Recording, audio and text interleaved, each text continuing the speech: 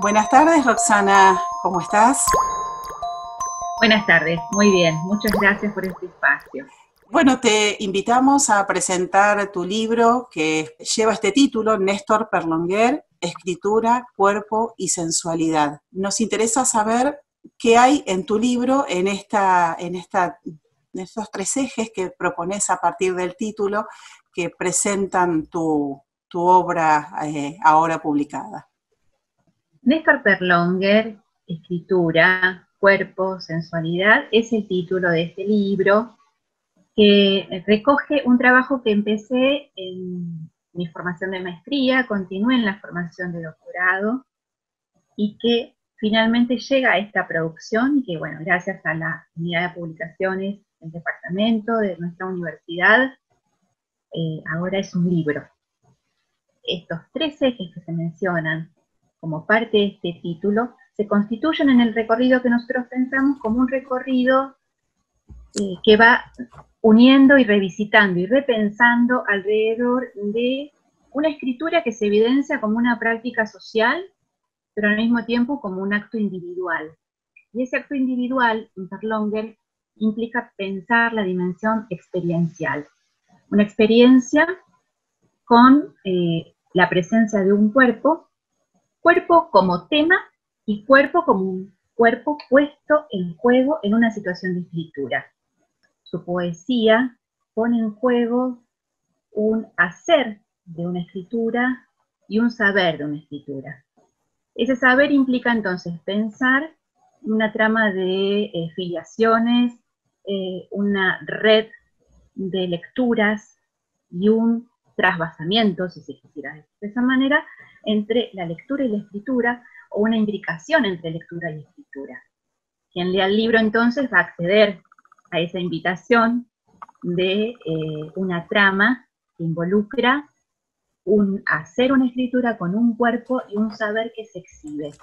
Ese hacer, a su vez, pone en juego esto que está mencionado en el título como que es la sensualidad, la sensorialidad, el palpar, el oler, lo táctil, el gusto, los olores. A su vez, toda esa dimensión sensual busca de alguna manera pensar cómo se inscribe lo sensual en una escritura. Y eso nos deriva a otra beta, que es pensar la escritura en su dimensión política. La obra de Perlonguer tiene lo político como tema, hay temas políticos, pero al mismo tiempo ejerce una política de la escritura, porque pone en escena y pone en juego la posibilidad de explorar una palabra que trae a la hoja, a la degustación del decir, al espaciado del blanco, otras formas posibles. Bien, Roxana, la estructura de tu libro, que a mí me resultaron muy interesantes incluso en el modo de titular cada una de estas partes, que retoma parte de los títulos o de las palabras clave, digamos, en la obra de Perlonguer, trabaja esencialmente con un corpus de poemas y algunos ensayos. ¿Es así? ¿Cómo quedó estructurado? Está estructurado en 6 capítulos analíticos y abordan una selección de poemas de distintos libros de Perlonguer que se piensan en relación con algunos ensayos. Este tema es importante en Perlonguer porque reúne al poeta, al ensayista, al antropólogo, al sociólogo y a la exploración de ciertos formatos de escritura que podemos pensar en zonas de hibridaciones. Digo, en algunos ensayos encontramos referencias puntuales a algunos poemas, como en poemas también referencias a ciertas temáticas que aparecen en conexión con la teoría. Y que también podemos pensar entonces como una beta más de lo que mencionábamos anteriormente, qué sucede con la lectura y la escritura. Esos 6 capítulos analíticos entonces tienen, por un lado, un recorrido que podemos pensar a través de la obra, de los libros más generales, y al mismo tiempo ciertas zonas de centramiento en algunos temas que nos permitan detenernos. Roxana además tiene esta obra o la obra de Perlonguer que vos recogés tan bellamente, además, en este libro, tiene, diríamos, una mirada hacia adelante, una mirada que nos permite pensar el Perlonguer de hoy. Entonces me interesaría que pensemos cuál es la relevancia de la poética de Perlonguer hoy, tanto en esa dimensión política como otras dimensiones que quieras considerar de su permanencia, de su presencia, de su voz hoy todavía. Y la presencia de Perlonguer y la presencia de su obra en el contexto actual tiene varias reminiscencias y varias aristas posibles de pensar. Me parecía que lo primero a mencionar tiene que ver con que estemos en este momento hablando de su obra y que un libro sobre su poesía sea publicado en una universidad.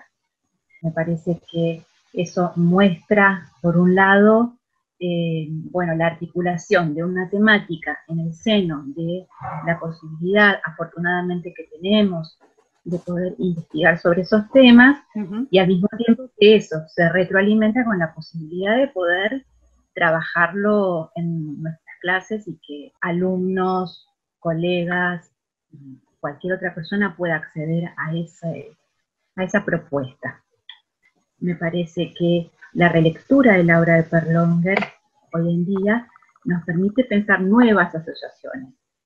En particular, digamos, a mí me interesa mucho el tema de la voz, de la articulación de una voz en un escenario en los años 80, pero también en una voz en relación a cierta tradición que podríamos pensar, por ejemplo, con Alfonsina Storni, ¿no? Alfonsina organizaba lecturas públicas y que tenía una voz chillona que molestaba a algunos. A su vez, nuevas generaciones de poetas acceden a una obra y también reescriben desde esa perspectiva. Digamos, pensemos, por ejemplo, en Washington Cucurto, pensemos, por ejemplo, en Martín Rodríguez, que tiene un libro que se llama Paraguay, un libro precioso, que tiene dibujos de Pagliatti, y que cita en el corazón del libro un fragmento de Cadáveres.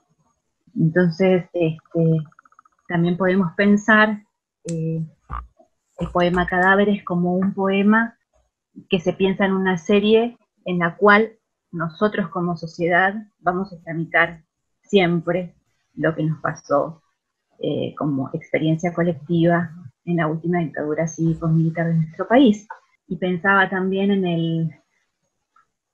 el poema ¿Por qué seremos tan hermosas?, que es un poema de Austria-Hungría, del primer libro, que es un libro que tiene una separata y que dice algo así como, bueno, ¿por qué seremos tan hermosas, tan pispiretas, tan bellas? Y que en alguna parte del poema dice, tan de reaparecer en los estanques donde hubimos de hundirnos, remitiendo a la violencia sobre los cuerpos, ¿no?, a los feminicidios, a los travesticidios. Entonces me parece que la vigencia de la obra tiene todo su aporte como obra poética y como búsqueda formal, y al mismo tiempo una historicidad que se actualiza, ¿no? Uno relee las obras a la luz también de las perspectivas actuales. Es así. Bueno, Roxana, te agradecemos esta presentación de tu libro. Nos queda ahora, o les queda a los lectores, las lectoras, acercarse a su descarga y poder acceder a él cuando quisieran hacerlo y disfrutar, pensar junto con vos la obra de un escritor de esa talla, ¿no? Muchas gracias entonces y gracias a la Unidad de Publicaciones por la presentación de este libro.